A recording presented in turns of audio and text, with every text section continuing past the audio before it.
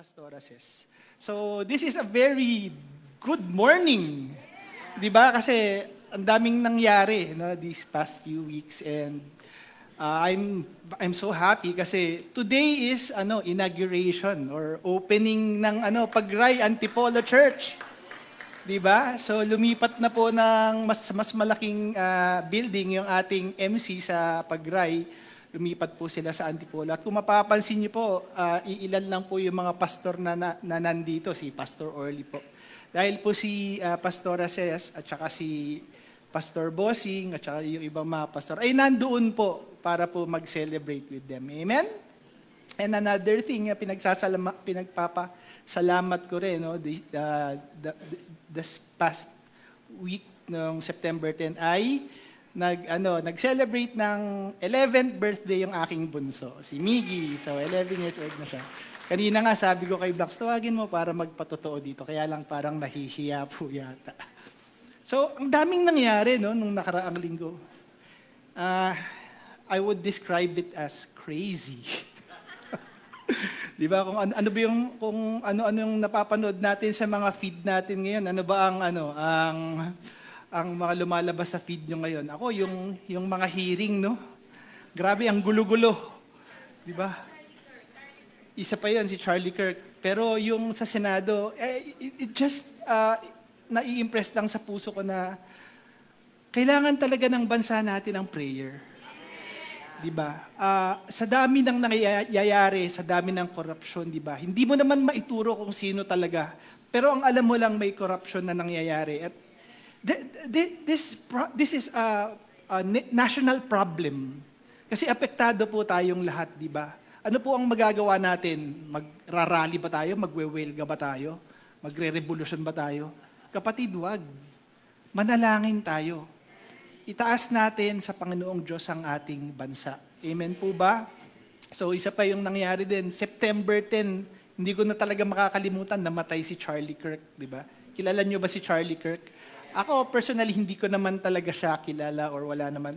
Ang alam ko lang, nakikita ko siya sa Facebook, sa mga reels, di ba? And I am very inspired by the life of this man because he is boldly proclaiming the name of the Lord. He is boldly standing out for his beliefs. Di ba? Ilan sa atin ang ganun, di ba? Kaya nating panayuan kung ano yung pinanampalatayanan natin. Di ba? And he is very bold in doing that. Kung tutuusin, siya nga yung naalala ko nung pine-prepare ko tong aking message ngayon. Because our message is about, ayun po ang title ng ating series, no? Faithful to Finish. Kapatid, Charlie Kirk, isang example, he faithfully finished his race. Amen? Na hanggang dulo, di ba, ginawa niya ang pinapagawa sa kanya ng ating Panginoong Diyos. Amen po ba? So, today, we are now in part 7 of our 10-part series, Faithful to Finish. Amen? And by now, dapat marami na po tayong natutunan. Amen po ba? Nalaman po natin na sa ating series na ito na every person has a God-given purpose. And every one of us, we have a role in the body of Christ. Amen? Sabi nga ni Brother Mick dun sa kanyang preaching last time is, each of us has been given what? A grace. Diba? A grace or a gift from God that is useful for service. So, sino ba ang body of Christ? Diba? Tayo pong lahat. Ibig sabihin, kung tayo po ang body of Christ, ibig sabihin, bawat isa sa atin ay merong function.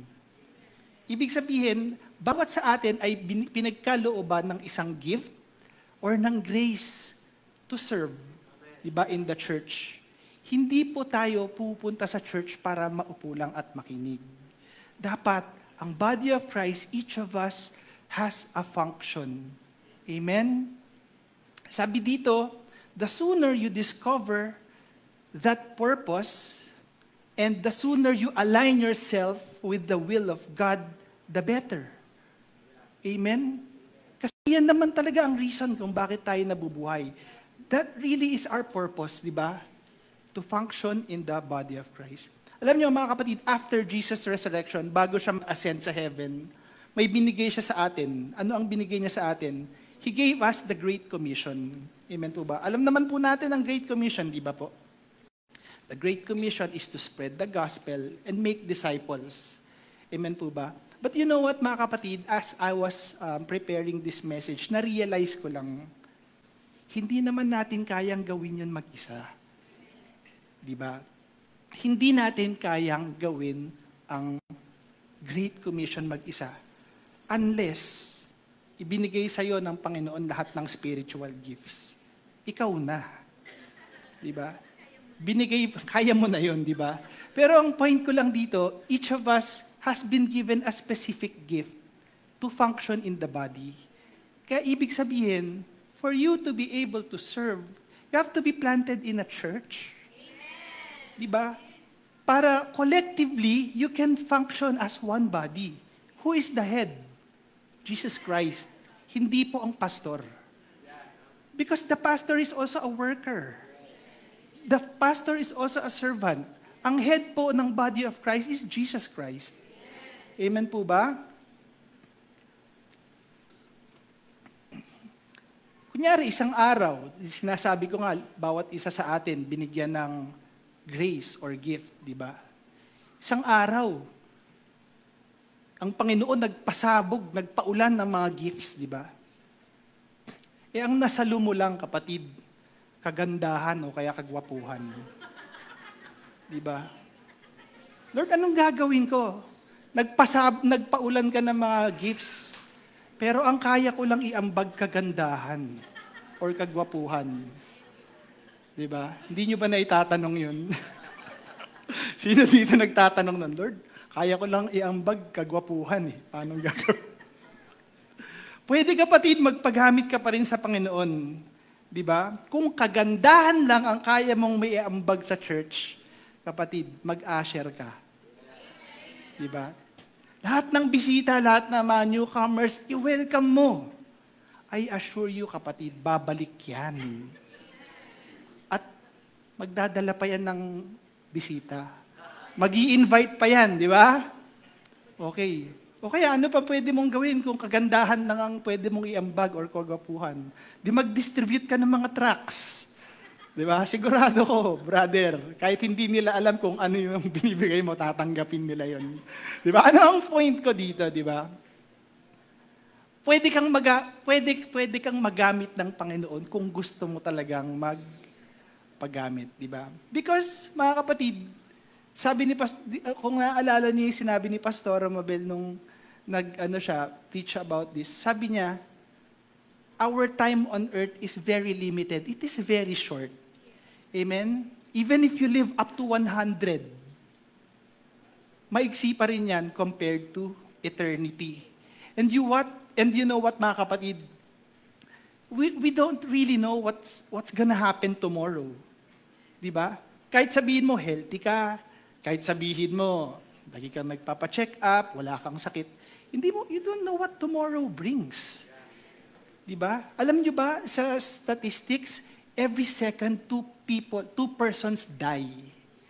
And yung mga tao na yun, they're not necessarily 40 years old pataas. Isang segundo, may namatay na senior citizen, may namatay kasi na aksidente sa motor. The next second, may namatay na baby. Or the next second, merong inatake sa puso. Who knows the next second? It could be you or it could be me. Diba? So hindi natin alam. Ang buhay natin nasa kamay ng Diyos. Amen po ba? So hindi tayo pwedeng magpaka-confident, diba? Na, okay ako, secured ako. Because we don't know what tomorrow brings. And the big question is, mga kapatid, when that day comes, when the day of your passing comes, ito yung question, how far are you in fulfilling your God-given purpose? Nasaan ka na sa pag-fulfill ng iyong God-given purpose? Or, natumbok mo na ba kung ano yung God-given purpose mo? Isa pang tanong yan. Diba? When the day comes, kapatid, will you be remembered as someone who who gave himself or herself to the service of to Christ, to Jesus, to God's service. 'Di ba? Will you be remembered as someone who helped others, who discipled others, who taught the word of God? Is your time on earth well spent? Ikaw yung tao na nagsasabi na, ay naku, kung alam ko lang na mamamatay na pala ako, sana pala ginawa ko na to, sana pala ginawa ko na ito. Yan. Diba? We don't want to become that person. Amen? Amen ba? Amen. Okay. Huwag po tayong malungkot. Sinasabi ko lang. At itong mga bagay na to, pag-isipan po natin. Amen? O sige. Our text for today is from the book of Hebrews, chapter 12. Basahin po natin. Hebrews chapter 12, verse 1 to 2. Therefore, we also, since we are surrounded by so great a cloud of witnesses, let us lay aside every weight and the sin which so easily ensnares us, and let us run with endurance the race that is set before us, looking unto Jesus, the author and the finisher of our faith, who, for the joy that was set before him, endured the cross, despising the shame, and has sat down at the right hand of the Father. Manalangin po tayo sandali. Panginoong Diyos, maraming salamat po sa iyong salita sa umagang ito. Dalangin namin, Panginoon, naturuan mo po kami.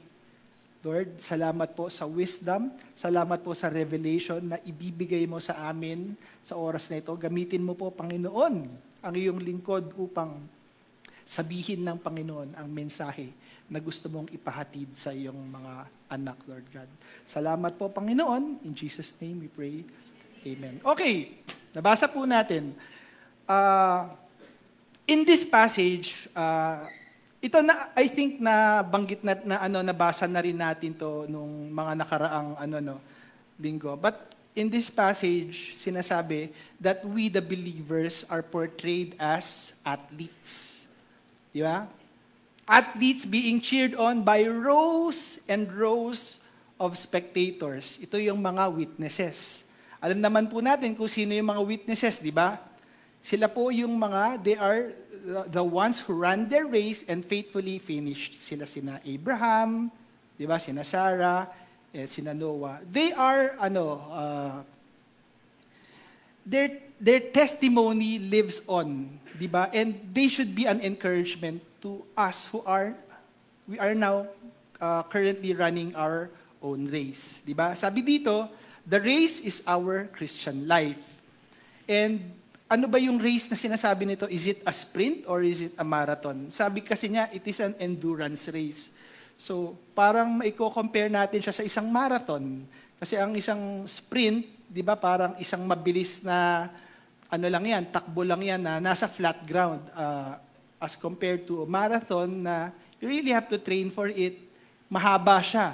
At hindi lang, ang tatahakin mo, hindi pantay na road. It could be ascending, it could be descending, sometimes uulan, di ba? Or sometimes babagyo, hahangin, sobrang init, di ba?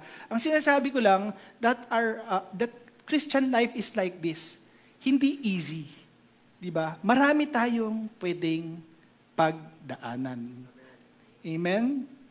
Sabi nga, pero we should be assured. Kasi naalala niyo ba yung sinabi ni Pastor Jean nung last Sunday, 'di ba sinabi niya, God who started the good work in you will be faithful to finish, will be faithful to see you through until Jesus returns. Amen po ba? Naniniwala po ba kayo doon? Okay. Now, Nung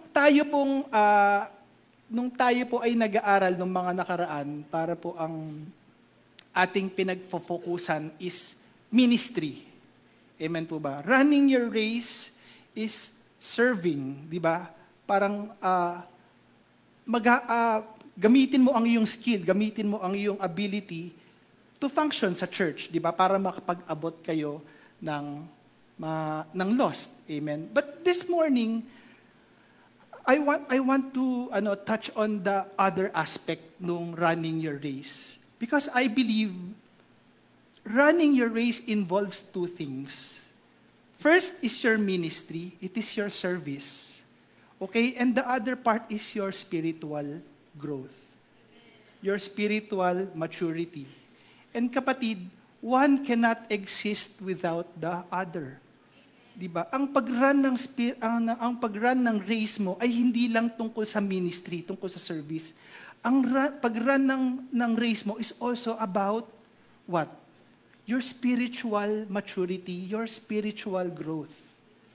Amen. Our service and our pursuit for holiness goes hand in hand. Okay? Ulitin ko po, our service and our pursuit for holiness goes hand in hand. One cannot perform ministry and live in sin. You cannot serve in the church and still live in sin. Continually do sin. Amen? Kailangan sabayan. Kailangan, pagka nagsaserve ka, kailangan lumalago ka rin. Dapat yung spiritual maturity mo tumataas din. Amen? Our service must be rooted where? It must be rooted in our genuine love for God. Bakit ko nasabi yun? Otherwise, it will not last, kapatid. Bakit? Kasi human effort lang ang lahat. If your service is not rooted on your love for God, then it will not last. Amen? Ako po, nakakilala po ako sa Diyos when I was a teenager. 13 years old po ako, nakilala po ako sa Diyos when I accepted Jesus Christ. And from that day on, nagsimula na po ako mag-serve sa Kanya. I've been serving the Lord already sa music team, hindi lang sa music team, kung saan-saan ako, sa arts team, sa preaching ministry, di ba? I've been serving the Lord for 33 years now. So kung ilang taon ako, bahala na po kayo mag-add sa 33 years, no? So, ang point ko is, 33 years na akong naglilingkod sa Panginoon. And if it wasn't for my love for God, I don't think I'm gonna last that long. Talagang ang pagmamahal lang sa Diyos ang nagdadrive sa akin para mag-serve. Tatanungin mo ako, kapatid, Brother Chris, madali ba? Absolutely not. Hindi po madali dahil marami pong sacrifice. Amen po. Ganyan po, may sacrifice po. May sacrifice sa oras mo, may sacrifice sa resources mo. Marami, di ba? May masasacrifice yung time mo sa pamilya. But, is it worth it? Is it worth it? Kapatid, absolutely yes, it is worth it.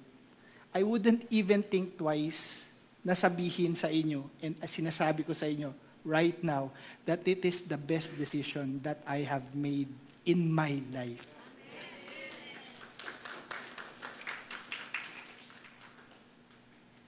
Kapatid, one cannot be spiritually matured and not have the desire to do ministry. Diba? Kung mahal mo ang Panginoon, magkakaroon ka ng desire na maglingkod. Diba? Because, kapatid, if you love the Lord, you will value the things that matter to Him.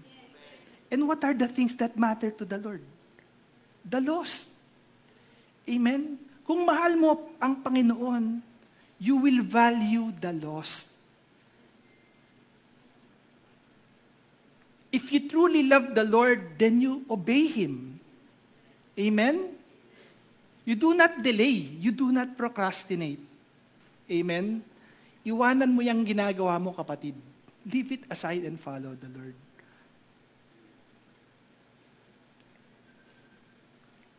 Gaya ng sinabi ni Pastor Jim, di ba, last Sunday, ang paglalingkod daw ay hindi limited sa loob ng simbahan. Tanong ko po muna kayo, lahat ba kayo dito naglilingkod na?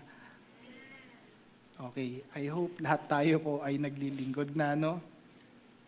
Sabi ni Pastor Jean, kasi kung hindi pa, kapatid, sinabi ni Pastor Jean, hindi naman kasi ang paglilingkod, hindi naman nalilimitahan lang sa loob ng simbahan.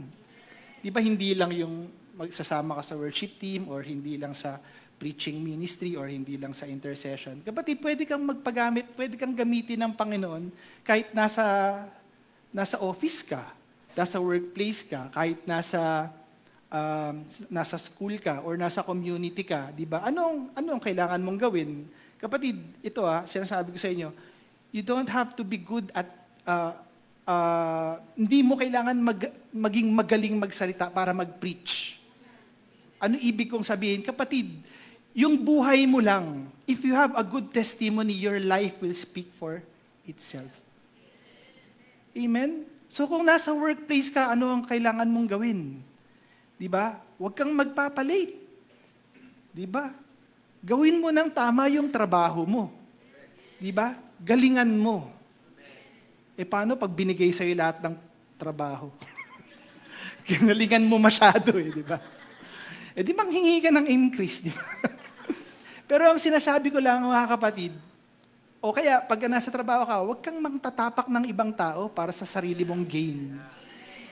Amen? Huwag mong gagawin yun.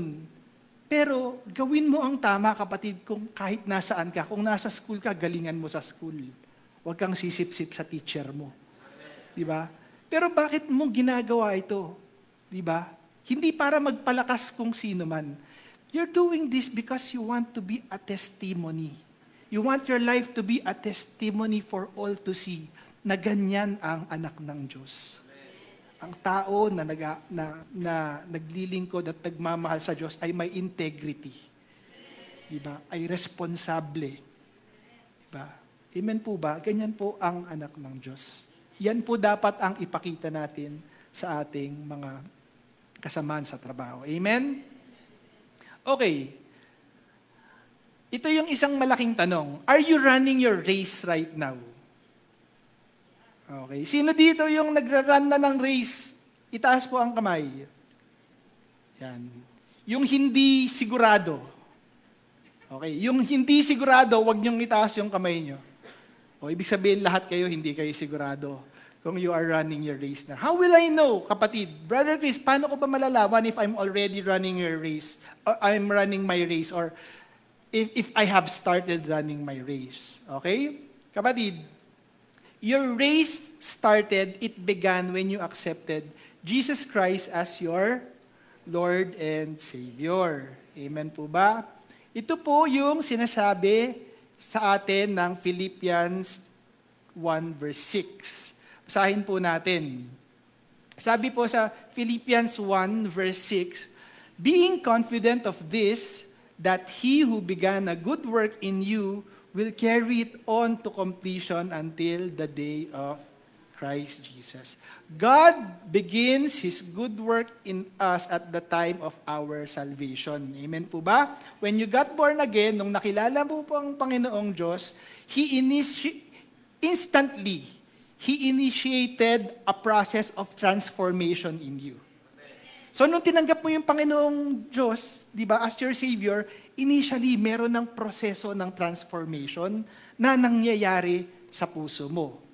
And this is the good work ito yung tinutukoy na good work, di ba? This is the good work He has done in you. Ang pagbabago mo, yun, yung transformation mo. Itong transformation to is from being led by the flesh to what? Being led by the Holy Spirit. And kapatid, tanongin kita, nangyayari ba to instantly? Hindi po kapatid. This is a lifelong process. Di ba? Ito po ang essence ng living the Christian life. Is being transformed from glory to glory.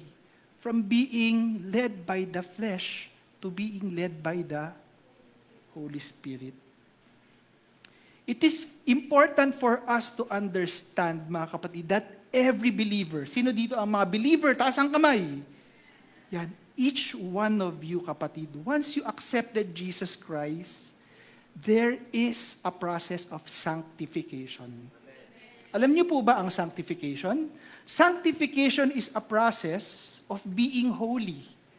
Or simply put, being free from sin. Or being victorious over sin. Amen ba? Wala nang hold ang sin sa buhay mo.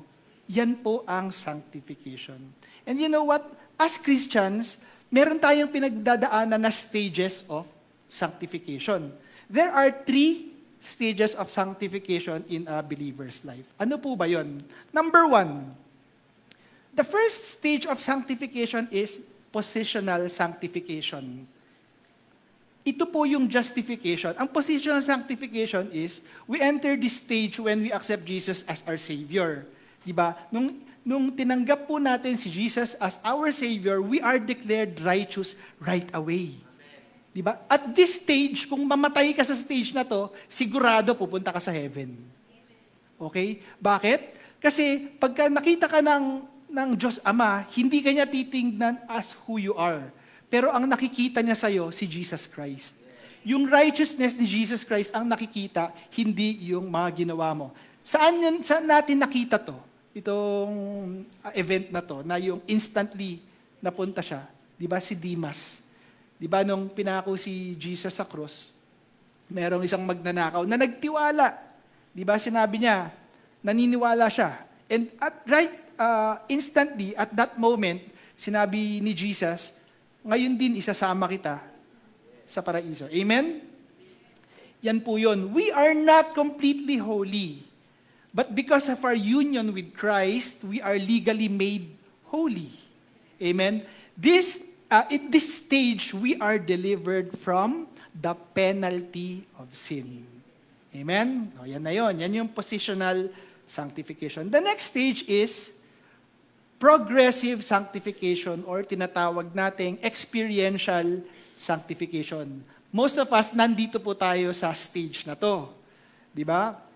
Our submission to God, yung atin pong experiential or progressive sanctification, this is our submission to God in cooperation with the Holy Spirit. Okay, mga kapatid, mahihirapan po tayo, di ba, kung hindi po natin kasama ang Holy Spirit. Di ba? Why? Because we are in the flesh right now. Di ba? Actually, ang kalaban mo naman talaga ay yung sarili mo. Amen? Bukod pa sa mga temptation, external temptations, ang kalaban mo ay ang iyong sarili. In this stage, God continues to transform us into His image as we undergo a daily process of spiritual renewal. Gaya ng sinabi ko kanina, the same grace that saves us also sanctifies us. Naniniwala ba kayo doon? Ibig sabihin, nung namatay si Jesus sa cross, di ba, the grace of salvation was available to everybody. Di ba? Lahat ba na-save nung namatay si Jesus Christ? Lahat ba na-save? Lahat ba? Hindi. Di ba? Hindi lahat na-save. Sino lang yung mga na-save? Yung mga tumanggap lang. Amen? And you know what, mga kapatid? Nung na-save, nung tinanggap natin yon si Jesus Christ, nagkaroon tayo ng justification, but we are not yet holy. Amen? And the same grace that nakasama dun sa salvation is also the same grace na magsasanctify sa atin every day. Ibig sabihin, kapatid, yung salvation, hindi lang natin yan gagamitin isang beses. Nung ma-born again ka, hindi lang. You need salvation every day. Diba? And that is, yun yung sinasabi kong the grace that sanctify us. It's the same grace ng salvation. Every day we should be cleansed. Every day we should be sanctified. Kaya nga natutuwa ako dun sa patutuo ni Sister Riza. Nasabi niya kanina na nagpipray siya araw-araw na linisin ng Panginoon ang kanyang isip, na linisin ng Panginoon ang kanyang buhay. Di ba? Na linisin ng Panginoon tayo sa ating mga kasalanan. Why? Because tao tayo, nagkakamali pa rin tayo. But we should, pagka nung naging born again Christian tayo, dapat magkaroon na sa atin yung urge to transform. To transform from glory to glory. Amen po ba? Sabi dito, sabi sa Titus chapter 2 verse 11, For the grace of God has appeared that offers salvation to all people. Yan yung grace of salvation. It teaches us to say no to ungodliness and worldly passions. Yan yung grace of sanctification. It teaches us to say no to ungodliness and worldly passions. Kapatid, yan. And to live self-controlled, upright, and godly lives in this present age. In this present age, tanungin ko kayo kapatid, madali bang magsabi ng no in this present age? Alam naman po natin kung anong nangyayari sa ating mundo ngayon, di ba? We are forced to conform to the pattern of this world. At kung kontra ka, lahat aawayin ka. Amen? Kukontrahin mo ko, why can't you just accept me? Love wins. Di ba? Tanggapin mo kung sino ako, love wins. Kapatid, hindi po acceptance ang kailangan nila. Ang kailangan nila ay repentance. And ikaw kapatid, tanungin kita, ikaw ba yung tao na kaya mong sabihin sa kanya yon? Repentance kailangan mo kapatid. We should be that kind of person. Amen po ba? The grace that sanctifies. Amen. The grace to say no to ungodliness and worldly passions. Why do you think sa social media, mga kapatid, ano ang mga content na nakikita natin sa social media ngayon? Di ba yung mga mga pagkain? Di ba yung mga food vloggers? Salamat sa mga food vloggers pala, by the way. Ang dami kong natikman na hindi masasarap na pagkain. Salamat sa mga food vloggers, di ba? Ano pa ang nakikita natin sa social media? Nakikita natin yung mga magagandang lugar, di ba? Boracay, Bohol, at kung ano yung bagong resort, di ba? Kung ano yung bagong restaurant, ano yung bagong ganito, ano yung bagong ganyan. And napupuno yung feed mo ng mga ganyan. Bakit? Ang mga tao ngayon, they're into experiential pleasure. Di ba? Ang hanap ng tao, yung good experience. Di ba? Sa ngayon. But you know what, mga kapatid? This is a deception of the devil. The devil is trying to entice you with the pleasures of this world. Minsan, yun na lang ang gusto mo, yun na lang yung, yung motivation mo, pumasok sa trabaho. Mag-iipon ako, mag-OT ako. Bakit? Kasi gusto kong mapuntahan yung napanood ko dun sa vlog. Ganda-ganda pala dun. Di ba? Sa Panglao yun eh. Parang ganun, di ba? And not realizing, di ba? I mean, these things, they are not bad. Di ba? It's also good to travel once in a while. Pero pag ito na yung nagiging motivation mo araw-araw para gumising, magtrabaho, mag-ipon, kapatid, wala na tayo sa tamang track. Our life is meant to be lived so that we can run our race. Diba? Not to pursue pleasure, not to pursue happiness. Amen? But what? To live our life purposively. To live our life with a purpose. Amen? Alam mo kapatid, if you live your life pursuing pleasure, if you live your life pursuing happiness, you will never be happy. Why? Because contentment, it is a bottomless pit. Ang mga tao hindi nakukontento. Tingnan mo yung nangyayari sa Senado, tingnan mo kung ano nangyayari sa gobyerno natin ngayon. Di ba? Bilyong-bilyong piso ang kinurakot. Kapatid, aanhin mo yung bilyong-bilyong piso. Baka patay ka na, hindi mo pa yun magagastos lahat. Minsan nga nagbibiruan kami ni Rob, no? Na pag nagkwentuhan kami. Pero wala lang, iniisip lang namin. Grabe no bro, mangungurakat ka ng sabihin mo na lang, 20 billion. Di ba? Kung mahal mo talaga ang bansa mo, at kung ikaw talaga ay naglilingkod sa Panginoon, bakit yung 20 billion hindi mo ipagpatayo ng business? Di ba? Tapos pagka yung business, lumaki na at kumikita na, ibalik mo na yung 20 billion. Balik mo na sa kaban ng bayan, di ba? Gamitin mo lang para sa business. Oh. Ang daming pwedeng matulungan. Nabigyan mo ng trabaho yung mga tao. Di ba? Nagkaroon ka ng business na masusustain ka, di ba? Bakit kailangan mong itago yung 20 billion? Di ba? Pero anong ginagawa nila sa 20 billion? Winawaldas lang nila. Di ba? Hindi ko sinasabing valid yung iniisip ko. Pero sinasabi ko lang, kung gusto mo lang naman talaga, kung dahil sobrang baon na baon ka lang sa kahirapan at ginawa mo yun, di ba? Bakit hindi mo yung kinuha mong 20 billion, ipagpatayo mo ng business at pag nag-ROI ka na, di ba? Pag return of investment, return the 20 billion na. Di ba? O nagkaroon ka ng business, o nakatulong pa yun sa ekonomiya ng Pilipinas, di ba? Wala lang, no? So, hindi talaga yun ang gusto nila. Ang gusto lang nila talaga, magkamkam ng pera. And hindi pa sila makokontento sa 20 billion. Gusto nila gawing 50 billion, gusto nila maging 100 billion. Kapatid, para ano? Di ba? Nakikita nyo ba na walang contentment ang isang tao?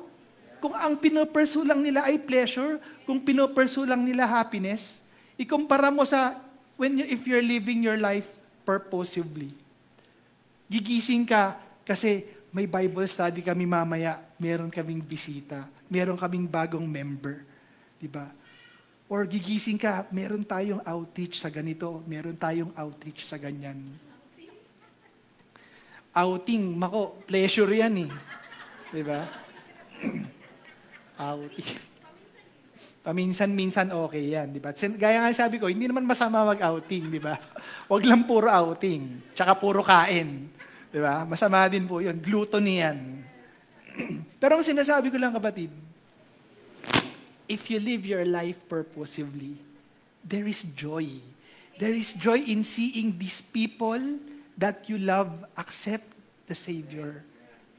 Na sila mismo, everyday, nasa-sanctify sila. Parang nga sinabi ni Sister Rachel, yung mga taong ito na pinagwagian mo, everyday, tumataas yung level ng kanilang pagpupuri. Bakit tumataas ang level ng kanilang pagpupuri? Dahil araw-araw, God is revealing Himself to them. Diba? Yan, kapatid, ang source ng totoong joy. That you will have an impact to eternity. Hindi mga bagay na temporary. Di ba? Amen po ba? Amen. So yan po, tandaan po natin, okay? So, moving on, ito pa, meron pa, yung 2 Corinthians chapter 3 verse 18 sabi, "But we all, with unveiled face, beholding as in a mirror the glory of the Lord, are being transformed into the same image from glory to glory, just as by the Spirit of the Lord." All believers, kapatid, we should be transformed from glory to glory as we run our race. We must be increasingly conformed to the image of Christ. Kaya nga, kapatid, hindi ako naniniwala na ang buhay Kristiyano natatapos sa salvation eh. Di ba? Ang salvation, simula pa lang yan ng buhay ng Kristiyano. We have a race to run. Kung dati, kapatid, mahilig ka magmura, ngayon hindi na. Di ba? Kung dati, mahilig ka makinig sa chismis o mahilig ka mang chismis, ngayon, hindi na. Di ba? Kung dati, mahilig ka makipag-away. Kung dati, mahilig ka mandaya sa opisina. Kung dati, lagi kang may dalang isang rim ng bond paper, di ba?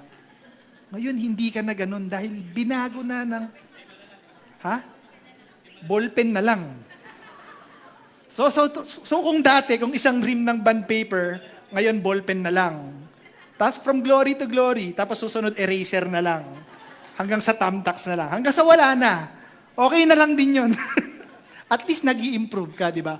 But my point is, ang buhay Kristiyano, you should be transformed from glory to glory. Amen po ba? Okay, yan po yan. Okay, the third and final stage of sanctification is complete sanctification or tinatawag na glorification. By the way, yung yung experiential or yung progressive sanctification, ito yung, di ba, dun sa positional sanctification, we are delivered from the penalty of sin. Dito naman po sa progressive or experiential sanctification, we are delivered from the power of sin. So yung una, from the penalty of sin, susunod is from the power of sin.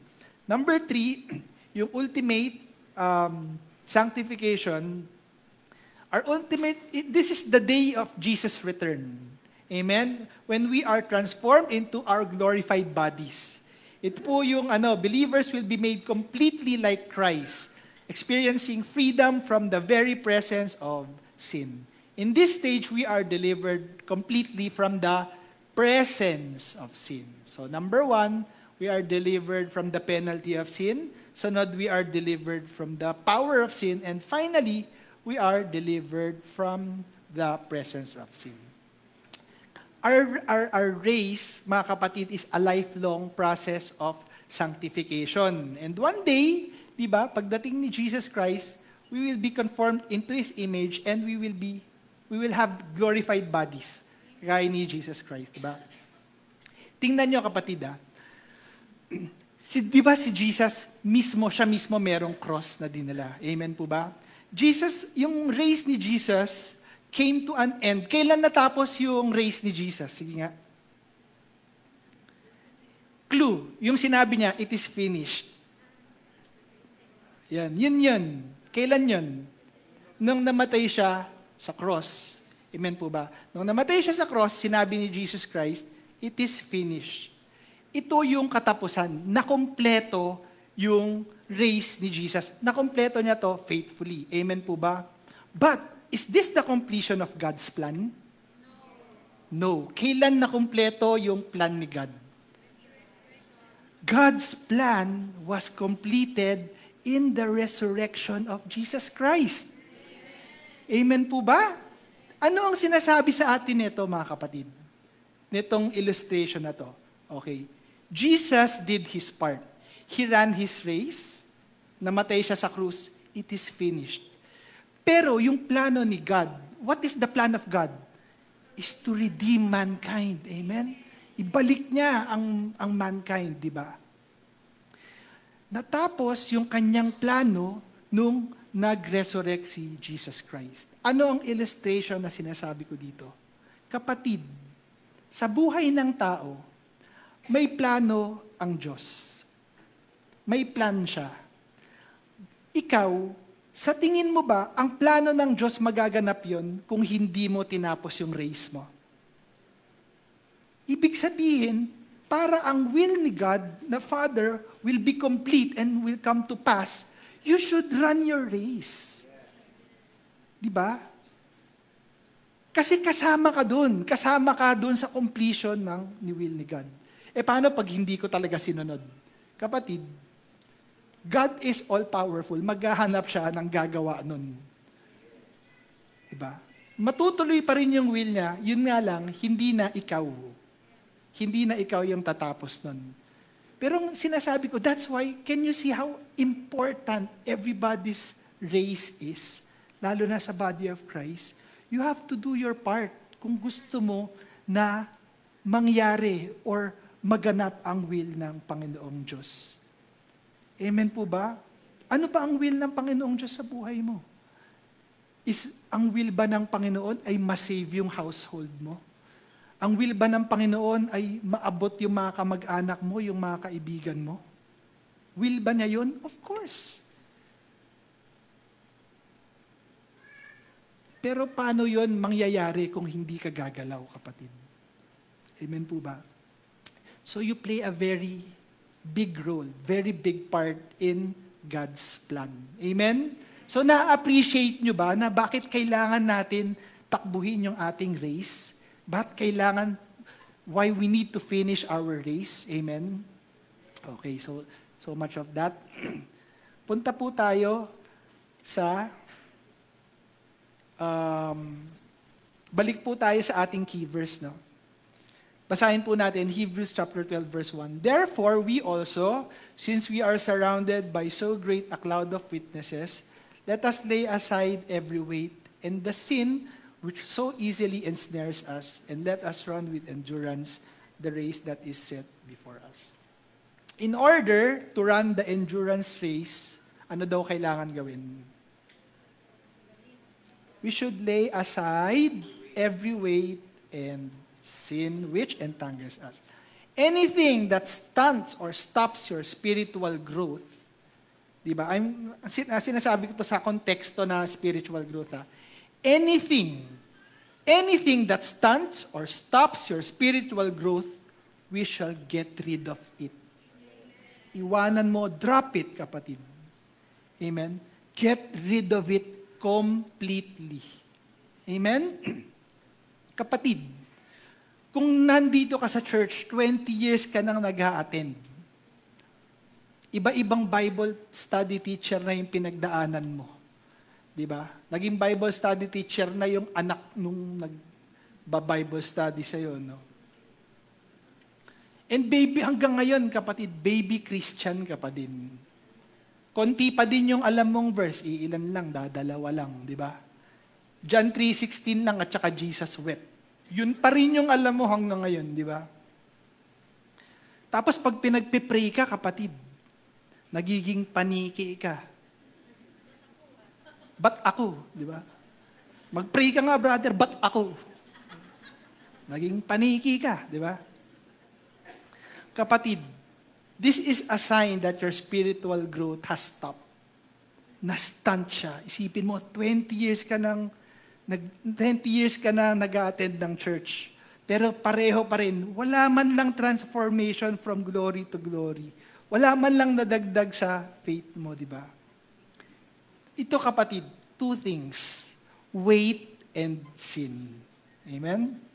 Ano nga ba ang sin, kapatid? Di ba? Ano ang pagkakaalam natin sa sin? Ako, pag tinanong mo, ano ba yung sin? It is the thing that separates us from God. Amen? Looking at the dictionary definition of it, sin daw is a transgression of the divine law. So any act or any thought or any feeling that goes against God's standards, that is sin. And we all know that sin stunts spiritual maturity. It stops our spiritual maturity. Madaming Kristiyano na even after receiving Jesus Christ, they still choose to sin. Do you agree with me? Kristiyano ka na. Tinanggap mo na ang Panginoong Diyos sa buhay mo. But you still choose to sin. Bakit kaya? Kapatid, this is very bad. I'm telling you, kapatid, if you still sin, deliberately sin, after you have known the truth or after receiving Jesus Christ, you will die even before finishing your race. You will die even before finishing your race. And worse, kapatid, you will receive God's judgment. Naniniwala ba kayo? Basahin natin.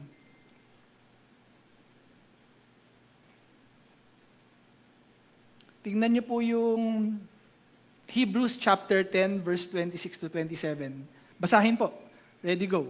For if we sin willfully after we have received the knowledge of the truth, there no longer remains a sacrifice for sins, but a certain fearful expectation of judgment and a fiery indignation which will devour the adversaries. Amen, kapatid? Naniniwala na kayo? Nakasulat, di ba? There will no longer be a sacrifice for your sin. Bakit? Nagkaroon na ng sacrifice for your sin eh. Sino yun?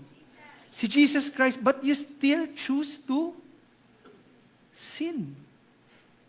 Wala na. Wala na pwedeng sumalba sa'yo sa iyong kasalanan.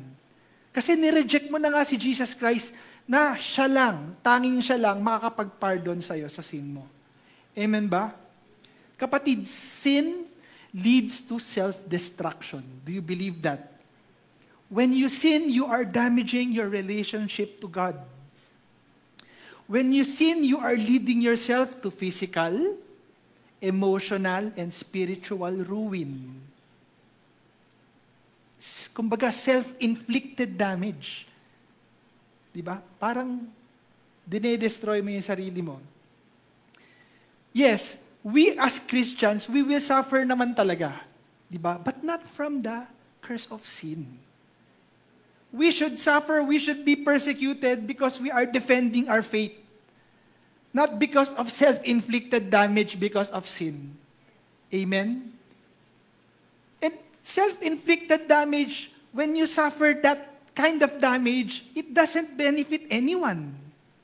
Walang magbe-benefit dun. Di ba? Pero pagka nagsasuffer ka dahil you want to defend your faith, sino ang nagbe-benefit? Nagbe-benefit ka, nagbe-benefit yung mga tao sa paligid mo. But why do people still sin? Di ba? Because we have a sinful nature and the flesh is too strong. Our spirit is too weak. Marupok ka, kapatid. That is why we need salvation and cleansing every day.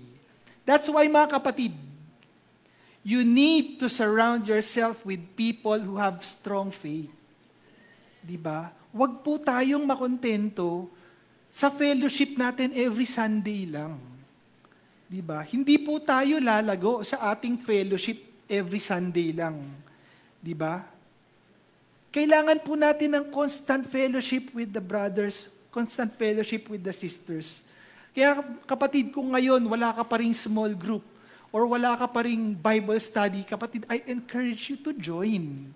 Kasi kayo mismo magpapalakasan kayo ng faith. Di ba, narinig nyo ba yung patutuo ni Sister Karen tsaka ni Brother Ray? Malaking bagay na meron kang spiritual family. Kasi sila magsusupport sa'yo sa prayer, di ba? Sila yung makikinig sa testimony mo at sila yung ma-encourage sa testimony mo. Alam mo, sino ba ang mag-encourage sa bawat isa? Di ba tayo rin mga magkakapatid? Di ba? But if you surround yourself with the wrong people, ikaw kapatid, mai-impluwensyahan ka. Diba? Imbes na ikaw yung maka-impluwensya, baka ikaw pa yung ma-impluwensyahan. Whereas if you surround yourself with people with strong faith, kapatid, kung gusto nyong mag-minister, kung gusto nyong humayo, pwedeng-pwede, kasi malakas kayo, kasi madami kayo, and you share the same level of faith. Amen po ba? Kaya po kailangan natin yan. Kaya hindi po ako naniniwala dun sa Lone Ranger na Kristiyano. Diba? We have to be planted in a church. We have to be planted in a group. Now, we are accountable for each one's faith. Amen po ba? So mga kapatid, kung wala pa rin kayo ngayon, maghanap na kayo. Amen po ba? Kapatid, totoo po yung sinasabi ko. Subukan niyo po magkaroon ng Bible study. Kahit sa simula, hindi komportable. Why? Bakit hindi komportable? Kasi you will have to you will really have to allocate time for that, resources for that, di ba? Magsasacrifice ka talaga eh. Pero kapatid, sinasabi ko sa inyo, ang balik doon, ang laki. Di ba? Ang laki, exponential ang balik doon. Amen po ba? At magkakaroon pa ng impact yon sa eternity. Amen? Okay. So, pag-usapan naman po natin yung weight. Weight is something that slows you down or slows down your spiritual maturity. Okay? Weights are the things that you love more than God. Weights are the things you put above God. Amen po ba? This is the thing na unang-una mong naiisip pag first thing in the morning. O sige, sino-sino yung mga... Alam nyo kung ano yung tinutukoy ko eh. Pag gising nyo sa umaga, anong hinahanap nyo? Yan. Cellphone. Ako cellphone kasi may Bible app ako.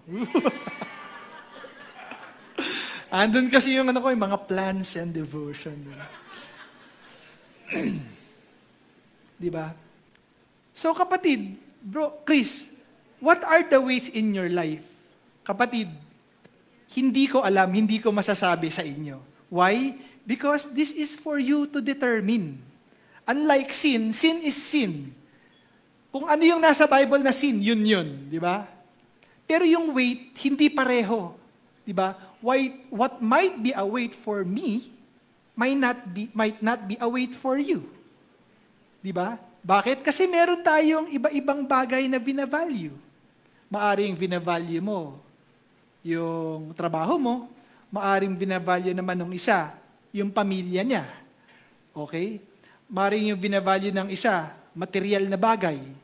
But anything that is above God, that you love more than God, will not help you, will slow you down in your race. Amen? Itong weights na to, they're not necessarily bad. Amen? Tingnan po natin yung next slide. Sabi dito, all sins are weights, but not all weights are sins. Amen? In other words, they are not sinful in themselves, but it makes you slow. Amen? And sabi ni Apostle Paul, this is not a call to be careful, no? O maging cautious about these things. He clearly tells us to drop it. Hindi sinabi na, okay lang yan, basta pa konti-konti lang. Di ba? Itong mga bagay na to that you love above more than God, okay lang yan, basta pa konti-konti lang. No. You have to drop it completely. Cast it away. Yun yung sinabi ni Apostle Paul, and he is very clear about it. Amen? Because, kapatid, the subtlety of sin, even in the good things like this, it can hinder you from finishing your race. Napakakonting itong mga bagay na nagbibigay sa'yo ng pleasure, di ba? Konting-konti lang yan, ma-derail ka na sa iyong run, sa iyong race. Amen? Some examples of this, mga weights, no? Number 1, excessive use of gadgets. Itong sinasabi ko, hindi ko sinasabi na lahat ito yung weight. Gaya nga na sinabi ko kanina, what might be a weight for me might not be a weight for you. But ito yung mga common, no? Excessive use of gadgets. Ayan po. Ginagamit natin ang gadgets para sa social media, tinitignan natin yung WhatsApp, di ba? Hanggang minsan nga, nagsi-CR ka, di ba? Isang oras ka na palang nakaupo doon. Kaka-social media mo. Kapatid, tuyo na.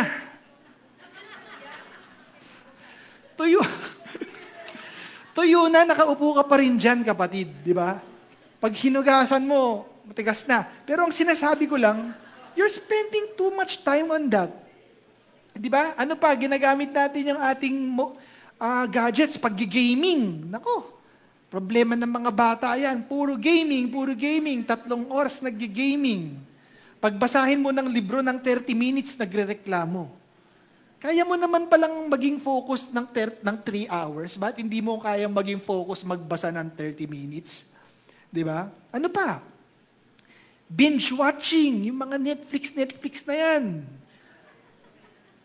Di ba? Mag-uumpisa ka ng 6:00, matatapos ka ng 6:00. Grabe na yan, kapatid, di ba? Ano pa? Ito, bitterness din. Weight din yan. Yung harboring offense, di ba? If you harbor offense, you will be the type of person who will be easily offended. Yung mapagsabihan ka lang ng konti, tampo na ako, ayoko na pumunta dito, ayoko na maglingkod. Why? Because you are harboring offense. And you know what? If you harbor offense, you will have a hard time forgiving. Magkakaroon ka ng unforgiveness. Harboring offense is not a sin, but unforgiveness is a sin because God explicitly tells us to forgive. As I have forgiven you, you yourself have to forgive. Amen? Ano pa? Shame and guilt and past failures. This thing weighs you down. Kunyari, nagkaroon na rin ako ng Bible study. Parang 3 araw, 3 linggo lang yata kami, nawala na, hindi na sila nagbalikan. So you dwell too much on your failure, di ba? Parang sa akin, failure ko kasi hindi ko sila fina-follow up, di ba? Parang ganun. So anong nangyari? Ayaw mo na mag-Bible study. Kasi nasaktan na ako, hindi naman sila umaattend sa Bible study ko. Nagpaluto pa nga ako ng pansit. Yung mga tipong ganyan, di ba? Those things, they slow you down. Drop it, kapatid, di ba? Worries, cares. Naku, hindi ako makaka-attend ng church kasi kailangan magtrabaho, wala akong pambayad ng kuryente. O wala kaming kakainin bukas. Mga kapatid, maraming bagay. ang maraming bagay na mas mahalaga kaysa sa iyong kakainin, sa iyong isusuot. Di ba? Ano pa? Envy, being jealous about something. Naiingit ka sa kapatid mo. Pareho lang naman kaming Kristiyano. Bakit siya may bagong motor? Di ba? Ako helmet lang. Yung mga ganyang bagay, it slows you down, kapatid. Ano pa? Self-pity. Yan, self-pity. Kawawa naman ako. Ako na nga yung nagwalis dito sa church. Ako pa yung nagligpit ng mga upuan. Tapos ako pa yung nag-vacuum dito. Tapos kinabukasan, ako pa yung magpipreach. Grabe naman. Nagse-self-pity ka, kapatid. That is also a weight. You have to drop it. Amen? Nagse-self-pity ka kasi, ako lang dito sa bahay, ako lang sa mga bata, ako lang yung naghuhugas ng mga pinggan, ganyan, di ba? Self-pity. Easily offended, nasabi ko na yan. Procrastination. Ano yung procrastination? Delayed obedience. Di ba? Sinasabi sa iyo ni Lord, ini-impress sa iyo ng Panginoon, kapatid, ay anak, sharean mo tong kapitbahay nyo. O mag-witness ka dito kasi may pinagdadaanan siya ngayon. Ikaw naman, yes Lord, bukas na lang. Di ba? Bukas na lang po kasi maulan po, mainit. Or hindi ko po mapuntahan kasi inaalagaan ko pa yung apo ko or parang anak ko. Pag ano na siya, grade 1 na siya, pwede na. Kung kaya na niya, di ba? Procrastination, kapatid. Delayed obedience is also disobedience. Procrastination is not a sin, but disobedience is a sin. Amen? Self-obsession, materialism, maraming bagay, kapatid, ikaw lang ang makakapag-identify niyan. Basta ito lang yung kapatid, whatever you put above God, whatever you love more than God, that is a weight. Why do we carry these weights rather than shoulder the weight of the cross? Because we think that these weights will make us happy. Because we think that these things will make our lives pleasurable. O sige, ito. Naitatanong po sa akin madalas, lalo ng mga bina-Bible study ko, Brother Chris, okay lang ba uminom ng alak? Natatanong din ba sa inyo yun? Okay. Ang take ko lang dyan, mga kapatid, drinking is not a sin. Even Jesus shared a cup of wine with his apostles, di ba? Pero, ang masasabi ko, go with your conviction. Ano bang sinabi sa'yo? Ano ba ini-impress sa'yo ng Panginoon? Di ba? Ako, kapatid, I used to love drinking. Totoo po yun. Hindi ko po dinideny yan because I associate drinking with celebration. Di ba? With gathering, with happy gathering. Doon ko po yan na-associate. Ang purpose naman po is to celebrate. Sabi naman, you can drink, just don't get drunk. Okay? So, yan, na-enjoy ko yan kasi na-associate ko yan sa good times, di ba, good memories. But now, I don't do it anymore. For health reasons. So, kayo rin ba for health reasons? O kasi binago na kayo ng Panginoon. Amen. Okay lang yun, kahit ano dun sa dalawa. Diba? So, yun. Depende sa iyong conviction, kapatid. Okay. Ito nga, sabi dun sa 1 Corinthians chapter 10, verse 23, all things are lawful or permissible for me, but not all things are helpful. All things are lawful for me, but not all things edify. Amen. Ask yourself this question, kapatid. In doing something, di ba, does it weaken your resolve to share the Word of God? Does it delay your spiritual growth? Tanong mo sa sarili mo, ito ba pag ginawa ko to, does it weaken my resolve? Does it delay my spiritual growth? Or does it make me dull? Di ba sabi ng Panginoon, you should be ready in and out of season to share the Word of God. But if these things make you dull, kapatid, alam mo na kung anong sagot. Amen. Yan po ang maging guideline natin. Amen?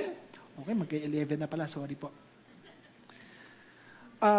Ito na, sige, pa-ending na po ako. Basahin po natin. Ito po yung pagpapatuloy, yung Hebrews chapter 12 verse 2 naman. Kasi ang key verse naman natin is chapter 12 verse 1 to 2 So ito yung kalahati. Sabi sa Hebrews chapter 12 verse 2, looking unto Jesus, the author and finisher of our faith, who for the joy that was set before him endured the cross, despising the shame, and has sat down at the right hand of the Father. Kapatid, naalala ko lang dito si Jesus, no? He resisted sin. He resisted temptation. Naalala niyo, bago siya pinako sa krus, di ba, nag-pray siya sa garden. And sabi niya sa ama niya, he was tempted. Di ba, sinabi niya sa ama niya, if there's a way, this cup be taken away from me. Di ba? Why? Hindi naman dahil sa bloodshed na mararamdaman niya. Hindi naman dun sa pain na mararamdaman niya. Bakit? Why does he want so badly to hindi gawin to, pagdaanan to? Because kapatid, isipin mo, pag namatay siya sa krus, lahat ng kasalanan ng isang katauhan, mapupunta sa isang soul na spotless, blameless, walang sala. Lahat yan, ilalagay mo, idadump mo lahat ng mga basura ng kasalanan sa Lamb of God. Di ba? And anong mahirap doon, kapatid? Sabi ni Jesus nung nangyari yun, Father, why have you forsaken me? Because at that time, hindi man lang siya matignan ng kanyang ama. Because why? The Father cannot tolerate sin. And nung oras na yun, lahat ng kasalanan ng sanlibutan napunta sa anak niya. Yun yung masakit sa ating Panginoong Diyos. Yun yung hindi niya kinakaya. Yun yung temptation sa kanya ni Satan actually. Kaya mo ba yun? Na mahiwalay sa tatay mo? And he almost got tempted, but he was not tempted. Amen? If this is your will, Father, let it be done. Amen po ba? Kung ito ang will mo, let it be done. I will finish my race faithfully till the end. Amen. And now, because of that sacrifice, di ba, we have the chance to be redeemed. We have a chance for salvation. We have the grace of salvation. We have the grace of sanctification. Amen po ba? Nung pinagdadanasan na yun, sabi dito, looking unto Jesus, who, for the joy that was set before Him, endured the cross. Ano yung joy na yun that was set before Him? Na nakayanan niyang i-overlook yung lahat ng mga masasamang bagay na mangyayari sa iyo. It is the joy of seeing you get saved. The joy of your redemption, mga kapatid. Ganun kabuti ang ating Panginoong Diyos. Sabi dito, He despised the shame and has sat down at right. Despised the shame. He belittled. Despise also means belittled.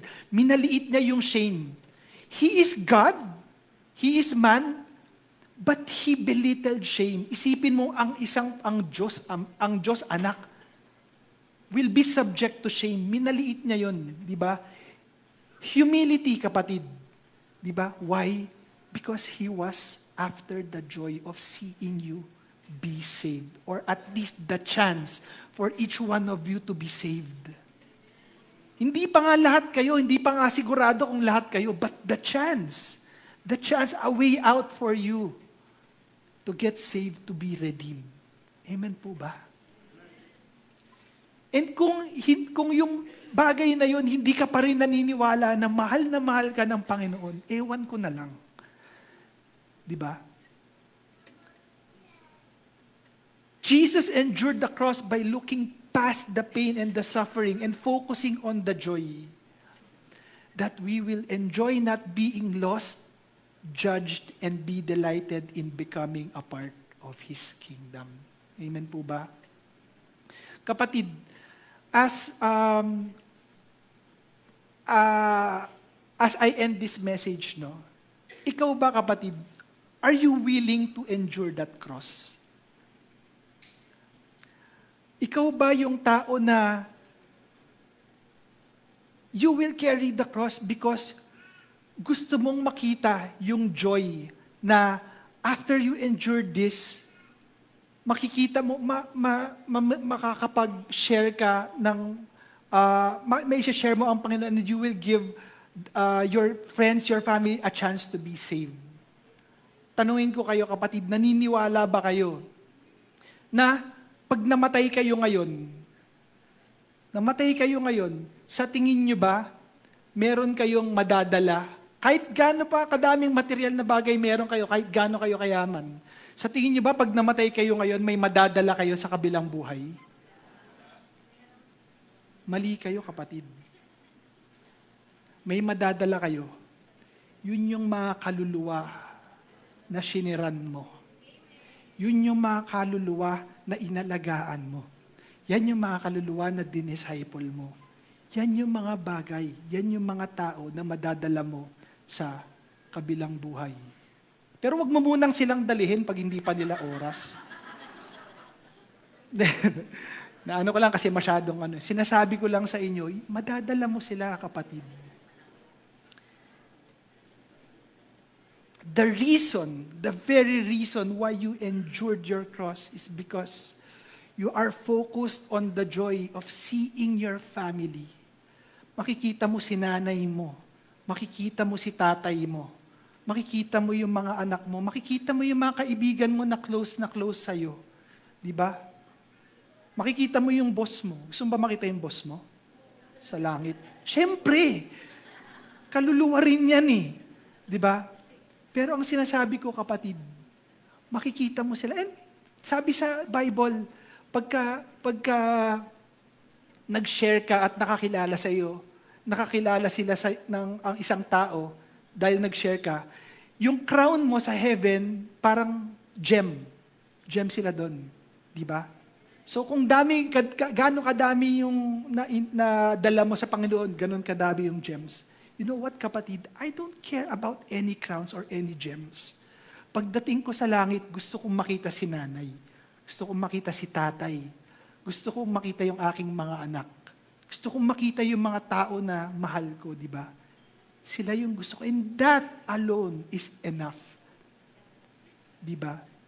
To carry my cross. Amen po ba? So, mga kapatid, sa oras na ito, inaanyayahan ko po kayong tumayo. Isipin po natin, mga kapatid, di ba? Hindi po madali ang pag-carry ng cross. It will take a lot of sacrifice. But I want you, mga kapatid, to be focused on the joy sa kabila ng sakripisyo na ito. Na madadala mo sila, madadala mo ang mga tao, these people that mean so much to you, madadala mo sila. Alam nyo, kasi pagka, kunyari, pumanaw na tayo, at nasa langit na tayo, it really won't take long. Kasi bakit? Kahit na yung shiniran mo, meron pa kayong 100 years na gap. It is just equivalent to 2 hours in heaven. Di ba sabi nga nila, a day in heaven is equivalent to 1,000 years on earth. So, ibig sabihin, kung yung shiniran mo, meron kayong 100 years na gap. Pag nauna kang namatay at napunta ka sa heaven, magbilang ka lang ng 2 hours, nandyan na siya. Di ba? Almost instantly. Kung yung shiniran mo, makaidaran mo lang. Pagdating mo sa langit, baka minuto lang, nandyan na sila. Diba? And what a joy it is, mga kapatid, na pagpunta mo sa langit, kumpleto kayo, nandyan yung mga kaibigan mo, diba? That is life, living your life purposively. Amen? Isama mo sa kabilang buhay yung mga tao na mahal mo. Isama mo yung mga tao, these people that mean so much to the Lord. Value the things that are important to the Lord. And kapatid, you will bring impact even sa eternity. And this, kapatid, this is what really matters. Ano ba yung buhay mo dito sa mundo na to? 60 years, 70 years kang mabubuhay? Pursue pleasure, pursue happiness. Walang impact yan sa eternity, kapatid. Yung buhay mo dito doesn't even comprise of 0.001% ng eternity. Amen po ba? So, kapatid, mag-isip po tayo. Let us set our priorities straight. Amen po ba? Manalangin po tayo. Panginoong Diyos, maraming salamat po, Panginoon, sa iyong mensahe sa araw na ito. Salamat po, Panginoon, na binigyan mo kami ng grace of salvation. Salamat po, Panginoon, na binigyan mo kami ng grace of sanctification, that every day, Lord God, as we seek your word, you transform us from glory to glory. Salamat po, Panginoon, that we are increasingly conformed to your image. Oh, hallelujah. Sa umagang ito, I would just like to open the altar. If you are someone who wants to recommit yourself to the Lord and wants to recommit yourself in the service, I encourage you, lumapit po tayo dito sa harap, di ba? Kung gusto mong kausapin si Lord, gusto mong maibalik yung fire sa puso mo, or parang nagkaroon ka bigla ng urge to serve Him, pero hindi mo alam kung paano, di ba? I encourage you, kapatid. Pumunta po tayo dito sa altar and ipagpe-pray po namin kayo. Because we know, kapatid, as a believer, you have a part in the body of Christ. Diba?